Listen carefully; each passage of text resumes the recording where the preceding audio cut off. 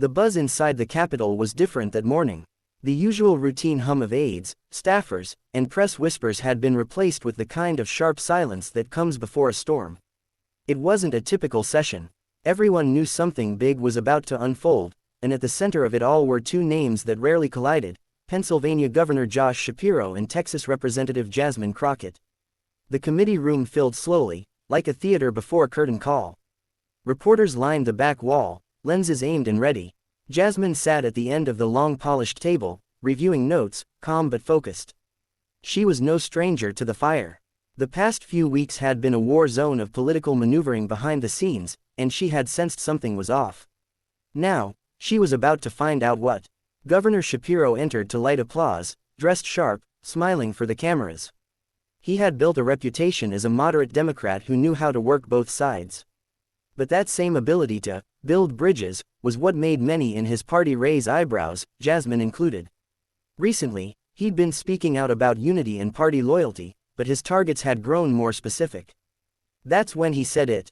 As Democrats, Shapiro began in his usual composed tone, we must ask ourselves, who is truly fighting for the collective goals of this party? Who is showing loyalty when it counts? And who is entertaining the cameras, but undermining our ability to build consensus? The room tilted. All eyes shifted. He didn't say her name, but he didn't have to. Jasmine lowered her pen slowly and sat back, her face unreadable. The jab was sharp, deliberate, and public. It was a direct hit. She had heard rumblings Shapiro was trying to quiet some of the more progressive voices in the party, and now, here it was, the opening. Jasmine didn't speak immediately. She allowed the silence to breathe, let it stretch, coil, and tighten around the room like a noose. She knew the weight of a pause.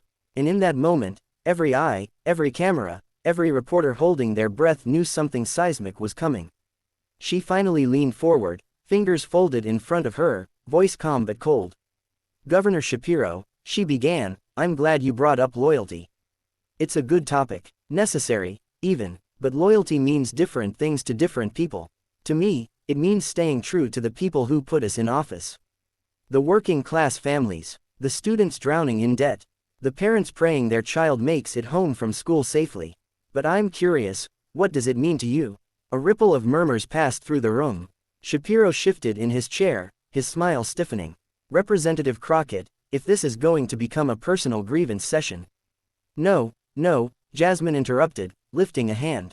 This isn't about grievances, it's about clarity. Since we're talking about loyalty, maybe you can help me understand a few things. Like why, just 2 months ago, you quietly negotiated a budget concession with Senate Republicans that cut $78 million from public education across Pennsylvania. The room froze. The temperature seemed to drop 10 degrees. Josh Shapiro's mouth opened slightly, then closed again. The cameras zoomed in. One reporter gasped audibly. Jasmine continued, her voice steady. That deal was made in a closed-door session. No press, no announcement. And when a few of your own party members asked you about it, you told them the Republicans offered you legislative stability in exchange. Stability for who? The donors, the corporate lobbyists who've been breathing down your neck ever since we passed that environmental reform bill. Shapiro's face was stone. That's a gross mischaracterization of the process. Is it? She asked, tilting her head. Because I've got the emails. And the memos, including the one your chief of staff sent just 2 weeks ago to Senator Marlowe saying, and I quote, Governor Shapiro remains committed to keeping Democratic dissenters like Crockett in check, even if it requires compromise with GOP leadership. The quote hung in the air like smoke from a gun. Gasps, murmurs, a few stifled laughs from the press table. Shapiro reached for his water glass, visibly rattled now. This isn't how serious governance happens. You're grandstanding. No, Governor. This is accountability. Jasmine shot back, her voice rising now. You questioned my loyalty. You tried to paint me as some rogue figure undermining our party. But I haven't made secret deals. I haven't sold out education to appease a few Republicans. I haven't used my platform to silence other Democrats trying to do the right thing. You have. She leaned forward again, lowering her voice. The truth is, you don't want loyalty. You want obedience. There's a difference. The crowd in the back stirred, reporters feverishly typing, camera lights flaring. Shapiro opened his mouth again, but Jasmine wasn't done. And let's not pretend this is about me being a divisive voice. It's about me being a woman who won't nod and smile while you cut backroom deals. It's about me being a black progressive woman in a party that still thinks the only way to win is by folding. Then she stood up. I was elected to fight. For people who don't get invited to backroom meetings. For people whose schools are underfunded, whose water is dirty, whose rent is too high, whose rights are constantly up for debate. That's who I'm loyal to. Not party elites. Not donors. Not governors who get nervous when someone speaks the truth. The room erupted in a wave of low chatter.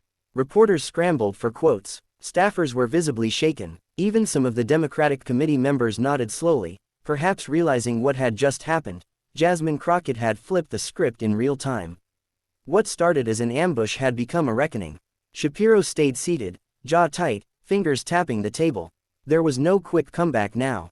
No polished soundbite. Just the echo of his own words crashing down around him. Outside the hearing room, the clip was already going viral. Within minutes, hashtags like hashtag Crockett clapback, hashtag Shapiro exposed, and hashtag loyal to the people were trending. Commentators on cable news were stunned. This wasn't just a comeback, one said on MSNBC. This was a surgical takedown.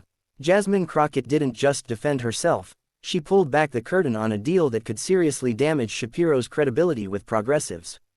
That evening, Jasmine walked out of the Capitol surrounded by reporters trying to catch up to her. Congresswoman, any comment on whether you'll pursue disciplinary action against the governor? Are you concerned this will divide the party further? Did you expect this level of backlash? She paused only once, offering a short reply. If speaking the truth divides the party, maybe the problem isn't the truth. She walked on, unbothered, head high. Because in that one hearing, Jasmine Crockett had done what so few dared to do. She had stared down a powerful figure from her own party, called out the hypocrisy, and reminded everyone watching that real loyalty doesn't serve the powerful. It serves the people.